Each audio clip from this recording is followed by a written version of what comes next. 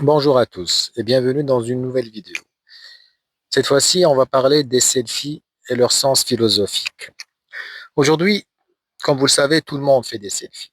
Au café, à la salle de sport, en voyage, parfois même sans raison précise. Mais une question simple se pose. Pourquoi ressent-on le besoin de se montrer? Est-ce un acte innocent ou le symptôme d'un rapport plus profond à l'identité et au regard des autres? Le selfie n'est pas qu'une photo, c'est un discours silencieux sur soi. Pour comprendre cela, il faut d'abord parler de l'image de soi. Philosophiquement, l'identité n'est jamais totalement fixe. Nous nous construisons à travers le regard des autres, le rôle des réseaux sociaux, le rôle social, les images que nous produisons. Le selfie devient alors une mise en scène de soi, une version choisie, filtrée et cadrée. Ce n'est pas qui je suis, mais qui je veux être perçu comme étant. Le problème n'est pas l'image, mais le fait de confondre l'image avec l'être. Et cette confusion est renforcée par un élément central, le regard des autres. Le regard et la reconnaissance des autres. Un selfie n'existe réellement que lorsqu'il est vu, liké, commenté.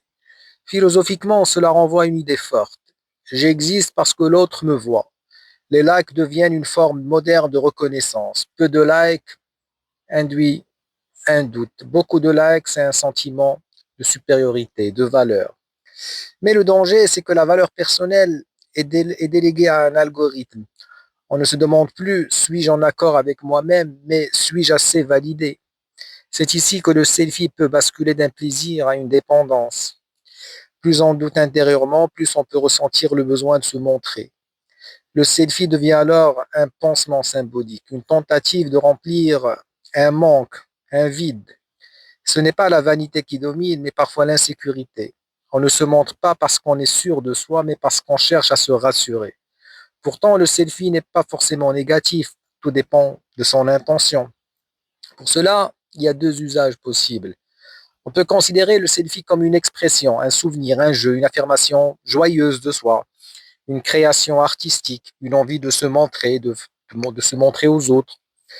Mais le selfie peut aussi être une illusion, où on peut être en comparaison constante, en dépendance du regard des autres, où on perd de la profondeur intérieure. La question clé n'est pas est-ce que je fais des selfies, mais pourquoi je les fais.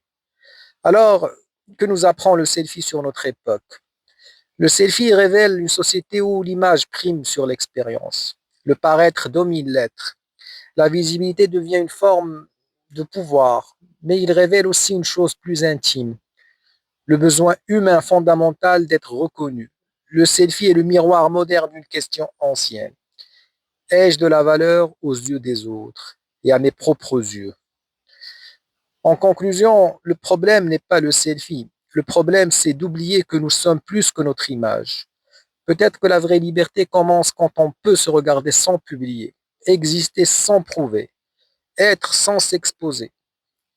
Le selfie montre le visage. La philosophie, elle, interroge ce qu'il y a derrière. Se montrer n'est pas toujours se connaître. Si cette vidéo vous a plu, n'hésitez pas à vous abonner.